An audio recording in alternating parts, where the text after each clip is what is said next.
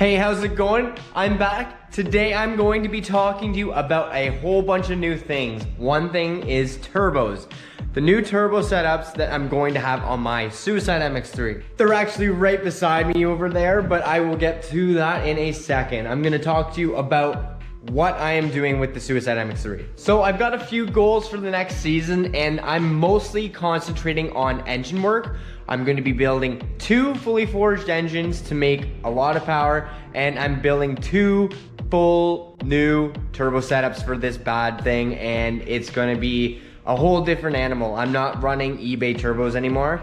I am very grateful for a small sponsorship on these turbos, and they are nasty. It's going to really wake the car up, and there's a whole bunch of modifications I have to do to make this all work. So this is the exact turbo I would run on the front, back of each engine on the Suicide MX3 and also Red 10. So this is a 6.3 AR point, obviously. It's very small little eBay turbo. This is like entry, and I made 408 horsepower on that turbo. To be honest, they did a really good job. I replaced them a few times because I was on the limiter a lot, and they're not designed to really get a crap beating out of them. So I feel like it's time for me to upgrade. I'm going to present you with the new turbos that I got from Suicide MX3 that is going to put this thing way into over 1,000 horsepower, which is so sick. I'm not gonna have to worry about too much air because I have got lots of air. This thing is gonna be insane. So I have 2 HE35s. These are an upgrade for a Cummins. This is a very big turbo for the engine I run, but there's a couple small things that will make this turbo spool insanely fast, not being a dog, and these turbos are meant to be bulletproof. So I actually contacted a guy, and I've been shopping for turbos for about a year now. I contacted him. His name's Fraser. He was actually selling these on Facebook Marketplace, and I contacted him and said I need a bulletproof setup, and he set me up with this, and he sponsored the car, and this is really gonna help me push the car into a realm that it's never been into, the actual proper turbo setups, and I'm really grateful for that. So definitely hit me up. His name's Fraser. I will give you the links if you are looking for any whole set turbos. That's what he sells, and these are bad to the bone.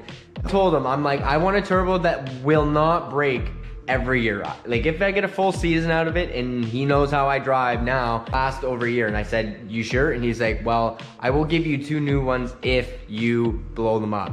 So I honestly could not say no, and the sizing is perfect. These turbos do 52 pounds of air, and that's a lot of horse. Definitely, that's enough for about 600 horse for sure out of each turbo. So if you add, that's 1,200 horsepower. So I've got air for 1,200 horsepower now. And the thing is, with big turbos, you got to spool them. It takes longer to spool them because the turbine's bigger, because the cold side has so much more velocity to actually get the thing moving, and the actual volume itself. So these are twin scroll turbos. So this is a regular T3 flange you will see on many small turbos, and if you move over to the turbos I bought, these are slightly different. So this is the exact same OD and ID and everything like that, but it has a slice in the middle. Why, do you ask? It is designed to spool the turbo very quickly. The reason why they put the split in the middle is because it's meant to split the actual runners. So you can run 3 runners on one side and 3 runners on the other side. So it'd be 3 in this one and 3 in that one. And that is going to help you with scavenging, and that will spool the turbo quicker. So you don't have any collectors before the turbo. The turbo is the last collector. So since I'm a V6, I'm going to be running 3 into here and 3 into here, and it's going to be quite the collector I have to make, but it is definitely a challenge I'm going to definitely take over. I was going to buy a collector, but I'm like, nope, full send, I'm building everything myself. So I'm going to do that. So it's gonna be quite the collector, and I'm very nervous for it, but I'm excited. I don't actually have the twin scroll flange yet, but this is the idea.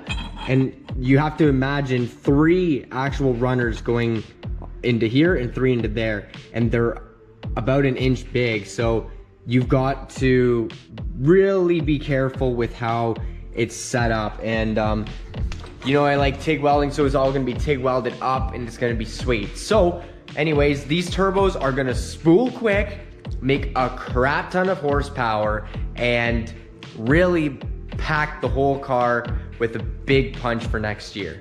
As you probably noticed in the background, I have an engine sitting in my shop. So this is a blown up engine that came out of Red Ted, and it's here for me to mock up. So I am going to show you my plans for this turbo setup, and it's gonna be very difficult to set them up because it needs to be equal runners for the actual twin scroll setup to work. So every exhaust runner has to be the exact same length or the closest as physically possible for it to spool correctly and have the twin scroll setup work correct. So like I said, it doesn't have any collectors, so it's not gonna be a 3-to-1 like normal, and then a 3-to-1 on the other side for the exhaust on each head. It's going to be 6-to-1. So I have to collect the exhaust from 3 on each side to 1. So that is 6-to-1. And it all has to be the same length. So, and the only way I can make this work properly, this is my excuse, is putting the turbo right here. And that is in the center of the engine, and I can get the runners the exact same length. So I will show you. So this is where the turbo is gonna be. This is gonna be its new home once I'm completing everything. And to do this, like I said, it's gonna be very, very, very difficult, and it's gonna require a lot of fabrication. Because number one, I need to make a 61 collector and have the exhaust all run, have it removable with V-bands and everything. Plus, I need to heat shield everything. The turbo's obviously gonna be up a bit, but I also have to make an intake manifold. And the reason I need to make an intake manifold is because the intake that is stock on these engines, they go over the actual back head. So as you can see, this is the front head. There's no intake above it. The back head has a whole bunch of intake above it. And that's going to restrict me from actually getting the same length runners to the turbo, because it would actually be a longer route around the engine, like so. This one is just above the valve cover there, just like that. And then this one would have to go all the way around. So I'm going to custom make a intake, and it's going to be a completely different design that doesn't loop over. It's not going to be this design at all. See how the intake goes back like this, and then the throttle body mounts here.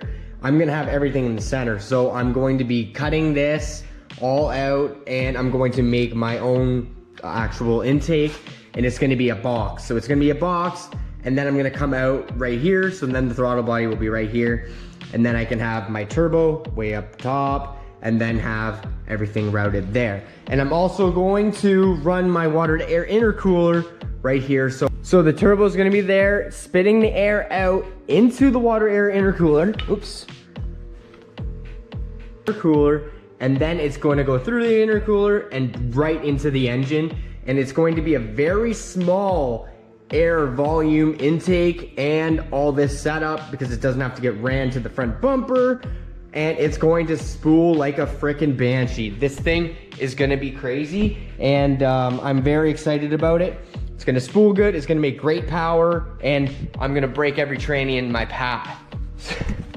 So, like I said, I need to make a custom intake. That's my first thing I need to do. Then I need to make a 6-to-1 collector for the actual twin scroll, make runners to it, and then the exhaust is complete, the intake's complete, mount the turbo, and then I need to do the actual cooling system for the actual air, and then run that to the throttle body. And then I will be complete, but that is a lot of work in 5 seconds of talking, but I'm very excited for it, and I can't wait to start. There's a few things I'm waiting on, and I have to design correctly before I begin, but I'm well on my way, and I definitely wanted to share that I got these sweet new turbos. These are good. These bad babies are good for about 600 horsepower each, and they're gonna spool crazy fast, and it's gonna look crazy with the headers going up like this, the custom intake, and then I forgot to add the turbo out of the hood. The hood stops here, guys. So you're gonna see the actual inducer for the turbo and the intercooler. It's gonna be insane. And it's also gonna be in the trunk too. It's all gonna fit underneath the trunk, but it's gonna be tight in there with the hatch on and everything. It's gonna be a different car, and I can't wait. I've got a lot of work ahead of me. I definitely wanted to share with you guys. And like, comment, and subscribe, and we'll see you in the next one. It's coming up soon. In maybe a month or so, I will be starting on this. I just really gotta make sure I'm ready for this with my skills, and I need to make sure that everything is gonna fit correctly before I start. So there's a lot of prep work, but I'm good to go. All right, we'll see you in the next one.